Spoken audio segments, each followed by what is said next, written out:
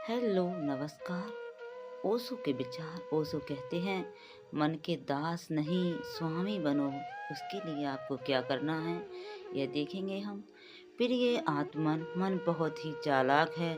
चालाक है इसलिए कि वह कभी सामने से नहीं आता, वह पर्दे के पीछे से काम करता है।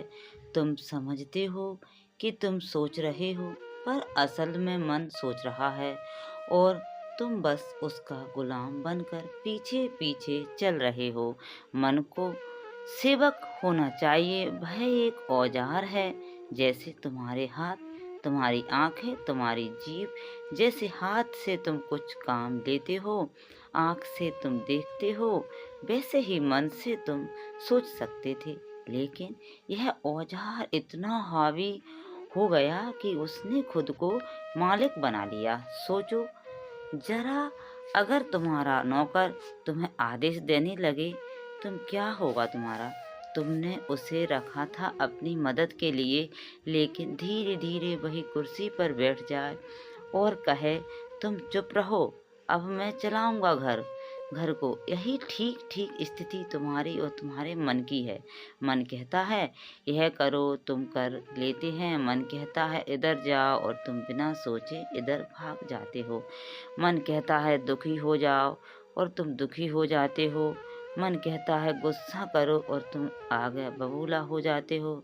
तुम्हारे भीतर इतना भी विवेक नहीं रहा कि पूछ सको कि क्यों, किस लिए तुम बस आदेश मानते चले जाते हो। यही गुलामी है। मन थकता नहीं, वह लगातार चलता रहता है। सुबह से रात तक सपनों में भी वह तुम्हें आदेश देता है, हुक्म चलाता है, और तुम थक कर चूर हो जाते हो। लेकिन मन कभी नहीं थकता। सोचो, जब तुम सो रहे होते हो, तब भी सपनों के रूप में मन काम कर रहा है। तुम आराम करना चाहते हो, लेकिन मन तुम्हें आराम नहीं करने देता। रात भर भी तुम गुलामी करते रहते हो।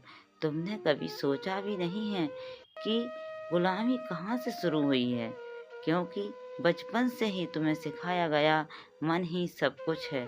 पढ़ाई में, शिक्षा में, समाज में सबने यह कहा। सोचो, विश्लेषण करो, याद रखो, किसी ने नहीं कहा मन को चुप करना भी सीखो। धीरे धीरे यही मन तुम्हारा मालिक बन बैठा। तुम भूल गए कि तुम उससे अलग हो। तुम सोचने वाले हो नहीं, तुम तो चेतना हो। सोच तो बस तुम्हारा औजार है, लेकिन यह भूल ही तुम्हारी सारी गुलामी की जड़ है। जिस दिन तुम पहचान लोगे कि तुम तुम्हारा मालिक नहीं, जो मन है वो तुम्हारा मालिक नहीं है, उसी दिन आज़ादी का द्वार खुल जाएगा। उस दिन पहली बार तुम्हें स्वतंत्रता का स्वाद मिलेगा, क्योंकि जब तक तुम मन के गुलाम हो, तब तक तुम प्रेम का असली अनुभव नहीं कर सकते। तब तक शांति तुम्हारे पास नहीं आ सकती। तब तक आनंद का द्वार तुम्हारे लिए बंद रहेगा। मन गुलाम हो और तुम मालिक, यही धर्म है। मन मालिक हो और तुम गुलाम, यह अधर्म है। अभी तुम अधर्म में जी रहे हो, पर इसे बदल सकते हो। पहला कदम यह है पहचानना कि अभी तक तुम मन के गुलाम हो। गुलामी स्वीकार कर लो, तभी आज़ादी की शुरुआत होती है। अगर तुम यह मान लो कि हाँ मैं गुलाम हूँ, तो रास्ता खुलता है। लेकिन अगर तुम धोखा देते रहो कि मैं ही मालिक हूँ, तो जीवन भर जंजीरों में बंधे रहोगे। मन का सबसे बड़ा खेल है तुम्हारे, वही कभी नहीं रहने देगा ना। जहाँ जीवन है, जीवन कहाँ है? जीवन इस क्षण है, यहाँ और अभी। लेकिन मन को वर्तमान से बड़ी दुश्मनी है। वह हमेशा तुम्हें खींच ले जाता है, या तो अतीत या भविष्य में। अतीत और भविष्य दोनों झूठ हैं। अतीत अब है ही नहीं, वह बीत चुका है। भविष्य अभी आया ही नहीं है, वह कल्पना है। फिर भी तुम्हारा मन दोनों से चिपका हुआ है। तुम सोचते रहते हो, काश कल ऐसा ना हुआ होता, काश मैंने यह गलती ना की होती। तुम पछतावे में जीते हो, और जो हो चुका है उस पर पछतावा करना मूर्खता है, क्योंकि उसे बदलना नहीं जा सकता, उसे बदला नहीं जा सकता। फिर तुम भविष्य की तरफ भागते हो। तुम्हें लगता है कल मैं सुखी हो जाऊंगा, जब पैसा होगा, जब नाम होगा, जब प्रेम मिलेगा, तब मैं पूर्ण हो जाऊंगा। लेकिन यह कल कभी आता ही नहीं।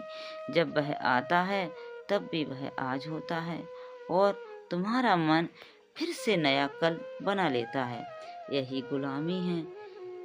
मन तुम्हें उस जगह रहने नहीं देता जहाँ जीवन है। तुम हमेशा या तो बीते हुए का बोझ ढो रहे हो या आने वाले की चिंता कर रहे हो। तुम्हारे हाथ खाली नहीं रहते। तुम्हें शायद पता ना हो, लेकिन अतीत और भविष्य की दौड़ में ही तुम्हारी सारी ऊर्जा खत्म हो जाती है। मन यह खेल इसलिए खेलता है क्योंकि अगर तुम वर्तमान में आ जाओ तो मन बेकार हो जाता है। वर्तमान में न विचार की जरूरत है, न कल्पना की। वर्तमान में बस होना है। मन होना नहीं जानता, मन केवल सोचना जानता है। सोचो जरा, अगर तुम वर्तमान में बैठकर सिर्फ सांस को देखो तो मन बेचैन हो जाता है। वह कहेगा यह समय की बर्बादी है। कुछ योजना बनाओ, कल की सोचो, वो तुम्हें खींच कर कहीं और ले जाएगा। मन को वर्तमान सहन ही नहीं होता, लेकिन जीवन का रहस्य केवल वर्तमान में है। प्रेम केवल वर्तमान में संभव है। शांति केवल वर्तमान में मिलती है। आनंद केवल वर्तमान में है। लेकिन तुम गुलाम हो मन के, इसलिए तुमसे यह सब छूट जाता है।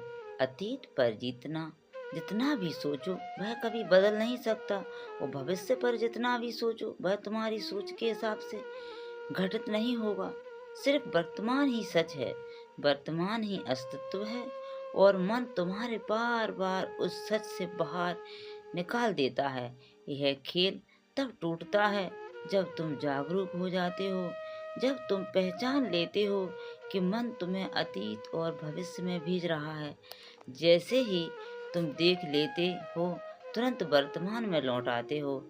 याद रखो, जो बीत गया वह सपना है, जो आने वाला है वह भी सपना है। सिर्फ यही क्षण वास्तविक है, और जो इस क्षण में जी लेता है वही मुक्त हो जाता है। सबसे पहले तो यह जान लो कि तुम गुलाम हो, लेकिन अजीब बात यह है कि गुलामी करने वाले को अपनी गुलामी का पता नहीं चलता। गुलामी तभी दिखती है जब तुमने कभी स्वतंत्रता का स्वाद लिया हो। तुम्हारा मन कहता है गुस्सा करो, और तुम बिना सोचे गुस्सा कर बैठे हो। क्या तुमने कभी उससे पूछा क्यों? क्या तुमने कभी उससे कहा नहीं? तुम्हारा मन कहता है ईर्ष्या करो, तुलना करो, जलो, और तुम उसकी आज्ञा मान लेते हो। तुम्हारा मन कहता है दुखी हो जाओ, और तुम सचमुच में दुखी हो जाते हो। सोचो जरा, अ- अगर तुम्हारे भीतर सचमुच स्वतंत्रता होती तो तुम क्यों दुखी होते? क्यों गुस्से में जलते? क्यों ईर्ष्या करते? क्यों? तुम्हें मजबूर नहीं करता, लेकिन तुम्हारा मन तुम्हें मजबूर करता है, और तुम इतने आज्ञाकारी गुलाम हो कि उसका विरोध तक नहीं करती। गुलाम वही है जो बिना पूछे मान ले, और मालिक वही है जो चुन सके। तुम्हारे भीतर यह सामर्थ्य है कि तुम गुस्से को भी चुन सकते हो या प्रेम को भी। तुम्हारे भीतर यह सामर्थ्य है कि तुम ईर्ष्या में डूब सकते हो या करुणा में खिल सकते हो। लेकिन यह सामर्थ्य तभी जागता है जब तुम गुलामी की पहचान कर लो। अभी तुम सोचते हो मैं ही मालिक हूँ, सबसे बड़ा भ्रम है। क्योंकि अगर तुम मालिक हो तो दुख तुम्हारे जीवन में क्यों है? अगर तुम मालिक हो तो चिंता तुम्हें क्यों खा रही है? अगर तुम मालिक हो तो तुम्हारी आंखों में भय क्यों भरा है? सच्चाई यह है कि तुम मालिक नहीं हो, तुम दास हो, और यह गुलामी किसी ने तुम पर थोपी नहीं है। यह गुलामी तुमने स्वयं स्वीकार की है। मन तुम्हें आदेश देता है और तुम झुक जाते हो। तुम्हारी आदत बन गई है झुकने की, गुलामी की पहचान तभी होगी जब तुम थोड़ी जागरूकता से देखो। जैसे कि जब गुस्सा आता है तो एक क्षण ठहर जाओ, गुस्से को देखो और मन से कहो कि तुम मुझे गुस्सा करने को कह रहे हो, लेकिन यह मेरा चुनाव है कि मैं करूं या ना करूं। अगर तुम ऐसा कर पाए तो पहली बार तुम्हें अनुभव होगा कि तुम गुलाम नहीं हो। लेकिन अधिकतर लोग यह ठहराव नहीं ला पाते।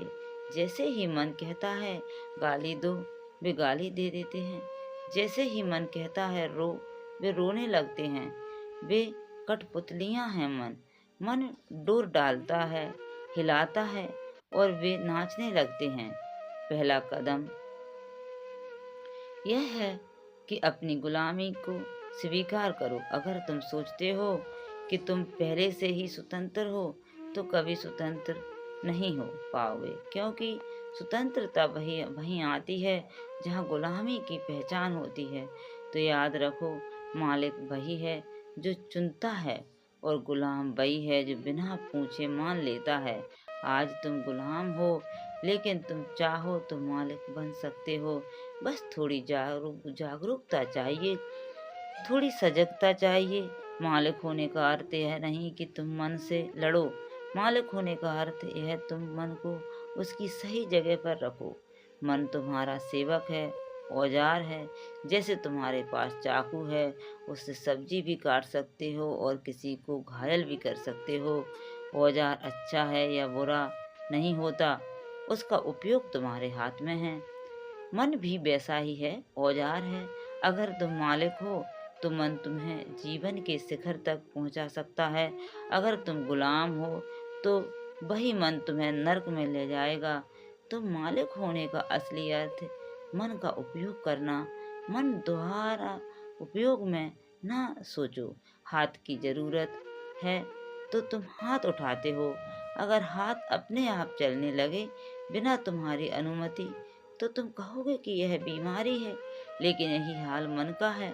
वह बिना अनुमति सोचता चला जाता है, बोलता चला जाता है और तुम उसे बीमारी नहीं समझते। तुम सोचते हो कि यही स्वाभाविक है। नहीं, यह गुलामी है।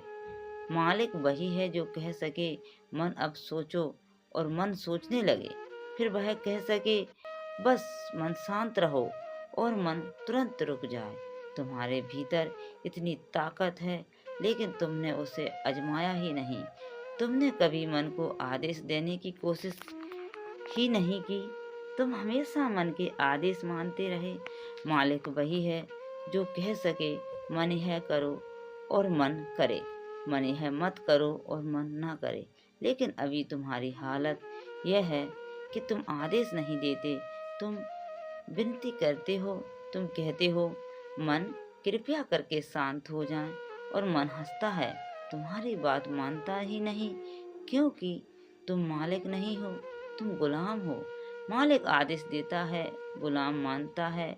लेकिन आज जो उल्टा है, मन आदेश देता है और तुम मानते हो। जब तुम मालिक बनते हो, तब तुम्हारे भीतर एक गहरी स्वतंत्रता का जन्म होता है। तुम सोच सकते हो जब जरूरत हो, और जब जरूरत ना हो तुम मौन हो सकते हो। यह मौन ही ध्यान है, यह मौन ही शांति है, यह मौन ही तुम्हारा असली घर है। मालिक होने का अर्थ है तुम परिस्थिति के अनुसार मन का उपयोग करो।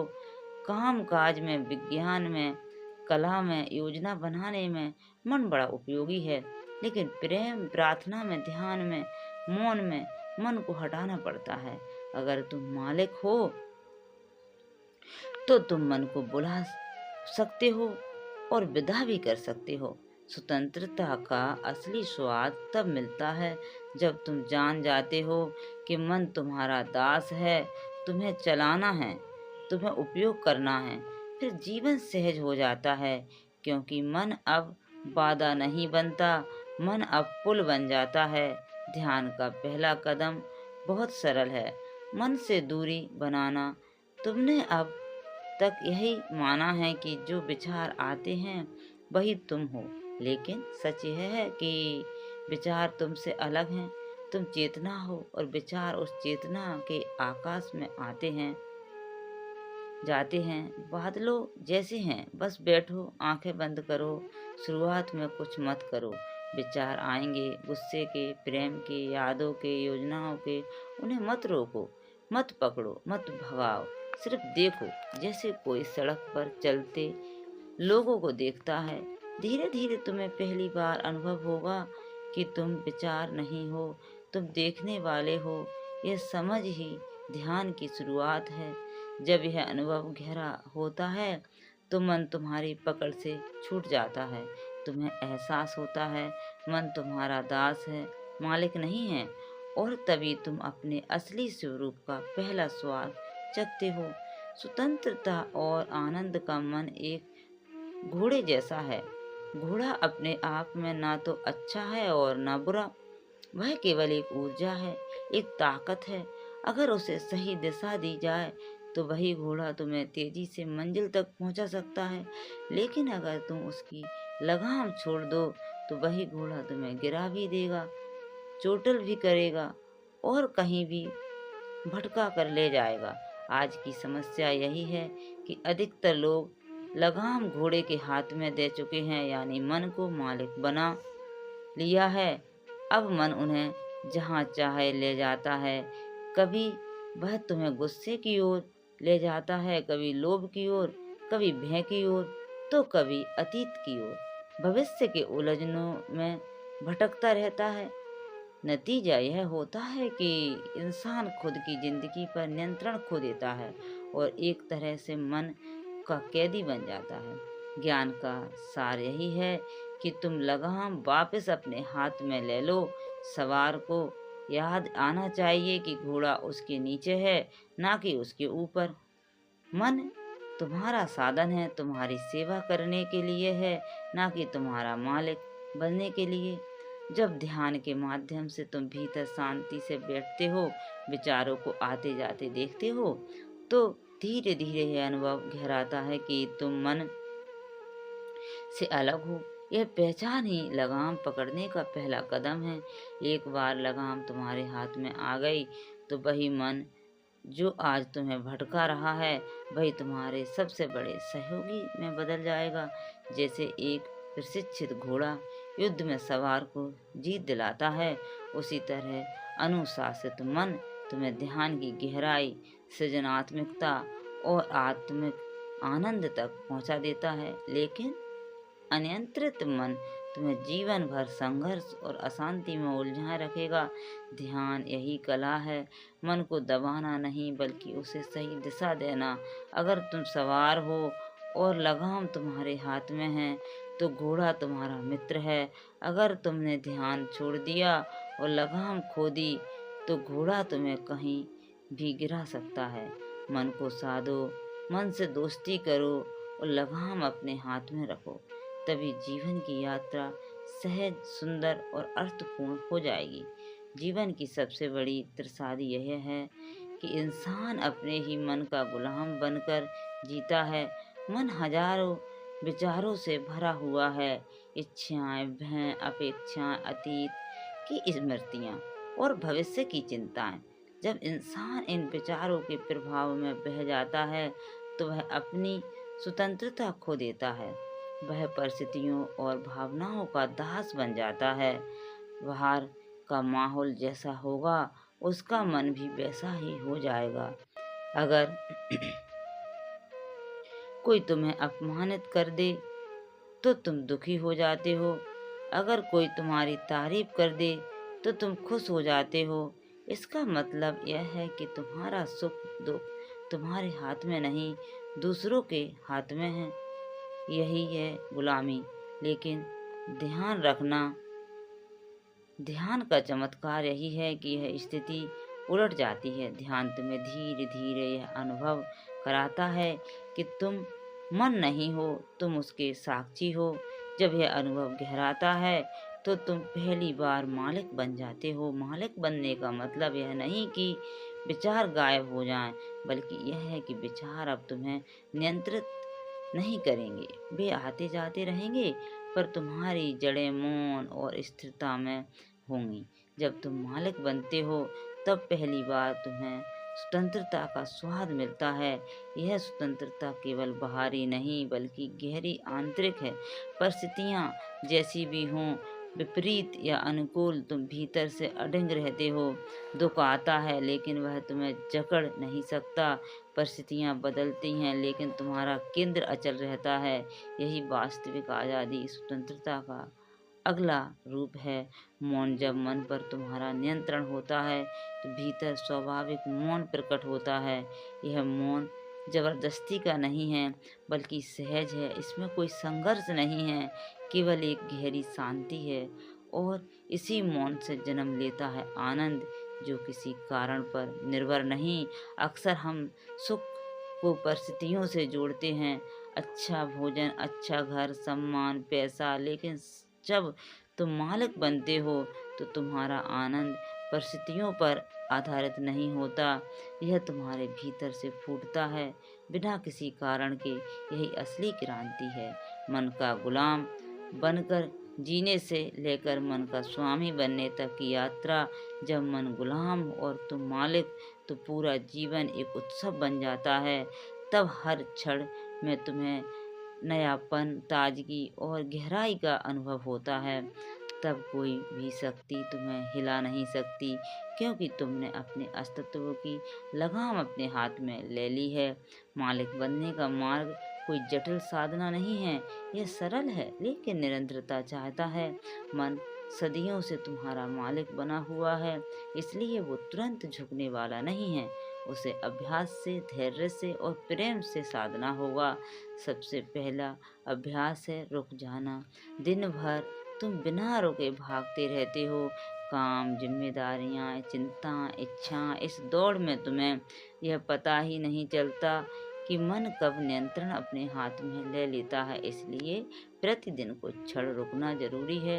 आंखें बंद करो, गहरी सांस लो और भीतर से कहो, बस अब चुप। शुरू में मन नहीं मानेगा, वह और तेज दौड़ेगा, वह विचारों के तूफान खड़ा कर देगा।